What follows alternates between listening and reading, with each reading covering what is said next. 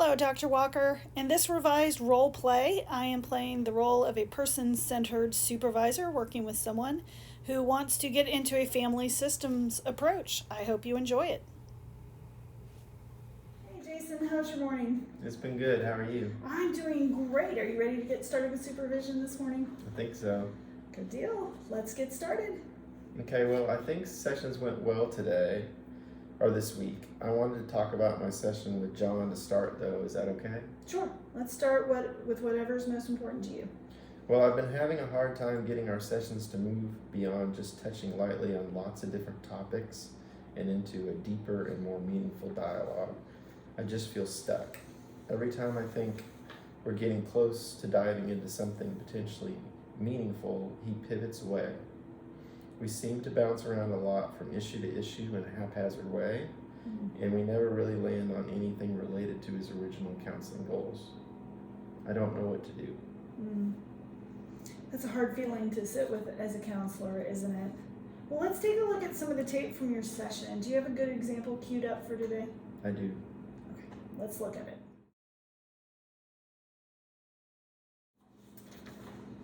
See what I mean? Just as we start to really discuss his feelings about being the black sheep of the family, he abruptly changes the topic. This segment I showed you is after I'd already redirected us twice from rabbit trails.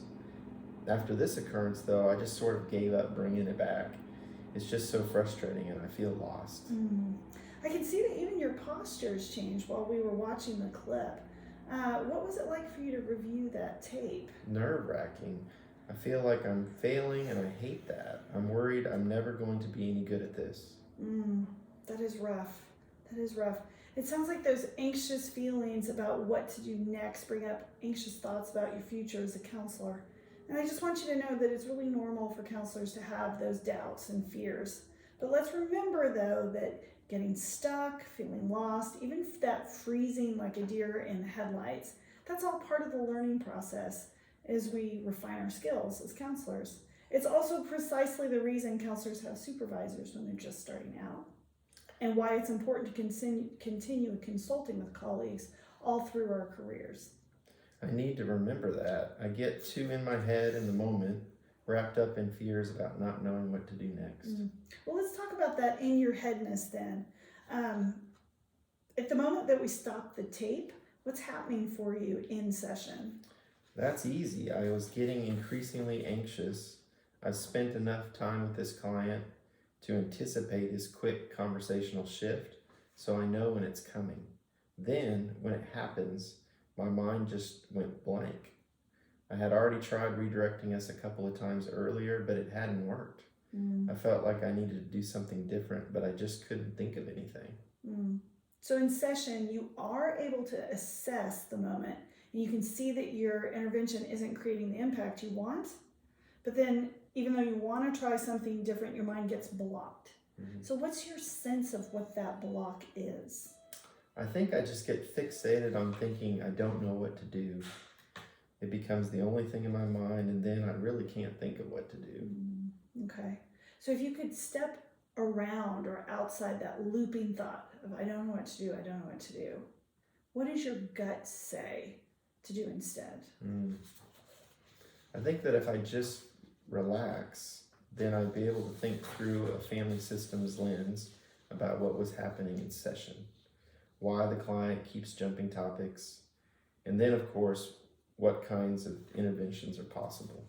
Okay, so starting with that intentional relaxing, deep breath, relax the posture, you then mentally step around, I don't know what to do, block, and put on your family system lens and view the moment through it. So what if we did that right now? So take that deep breath, relax the shoulders, think through out loud for a minute.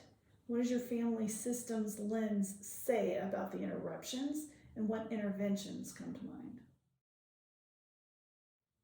So Jason, it sounds like you have some solid options laid out for your next session with your client.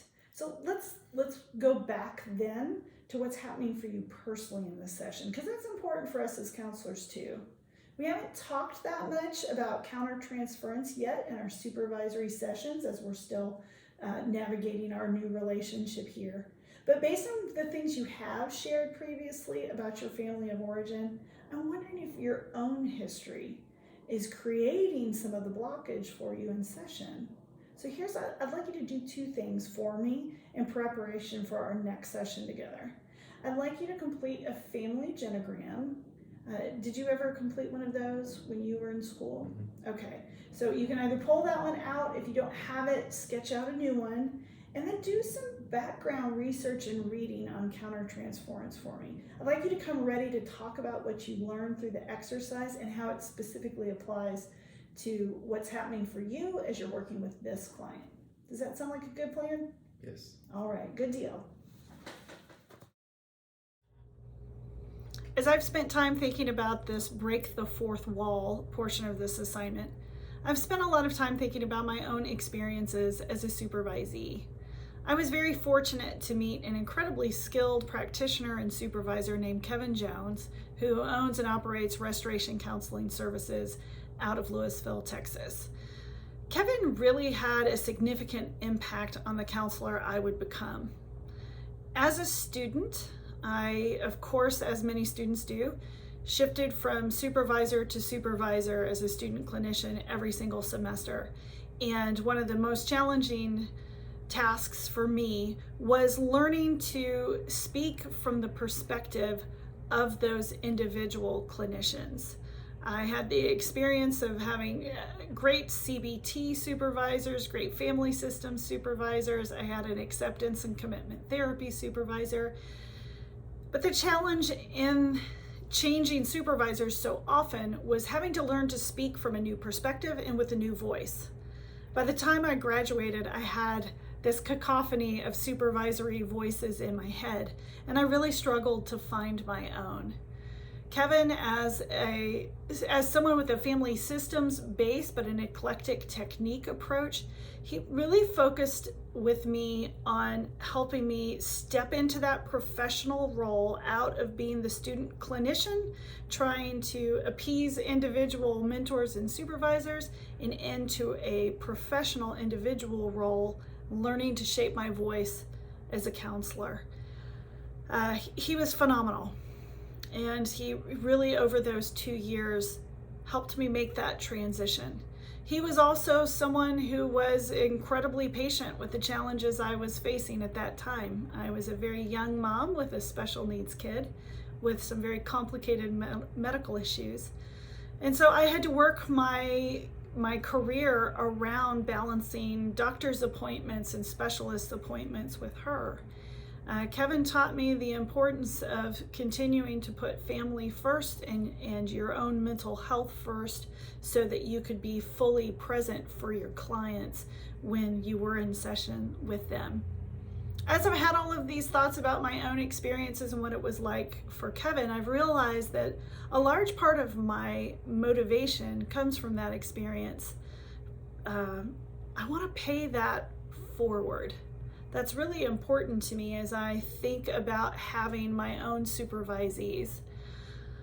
Other students that I've talked to, newer graduates, when I ask them what their challenges are, one of the things I repeatedly hear is that same struggle of finding your own voice as a counselor and weaning yourself off of the dependence of having a supervisor and working to mimic them, to identify with their approach and their methods, and instead retooling those aspects into something unique and very personal to your own practice.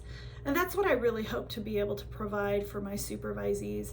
I am eager to step into their world, into the theoretical framework that they are exploring and that they are pursuing in order to help them shape their voice and shape the kind of counselor that they want to be in the future. Your course has given me a lot of important tools and support to do this. I want you to know that I really appreciate all the time you've obviously poured into your curriculum. It is exactly what someone like me needed in order to push me in the right direction, make sure I am attending to the legal and ethical considerations in balancing the needs and responsibilities I have to my students and my supervisees as well. So thank you for that, Dr. Walker. It's very much appreciated.